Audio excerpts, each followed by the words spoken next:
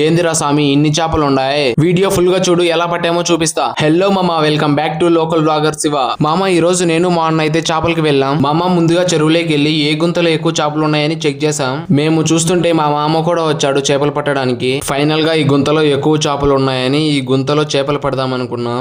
గుంత చుట్టుకారం కట్టలు వేయడం ప్రారంభించాం. అంటే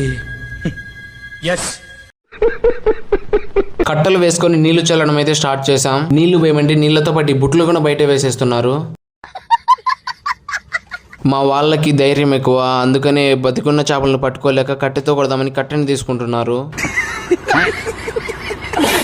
2 గంటలు నీళ్లు చల్లిన తర్వాత అప్పుడైతే చేపలు ఒక్కొక్కటి గడ్డకు అయితే వస్తున్నాయి. ఫైనల్ గా మేము అనుకున్నంత పెద్ద పెద్ద చేపలు అయితే మాకైతే కనపడ్డాయి. మా వాళ్ళు చూడండి, ఒక చేప దొరకగానే ఎలా కొట్లాడుకుంటున్నారు.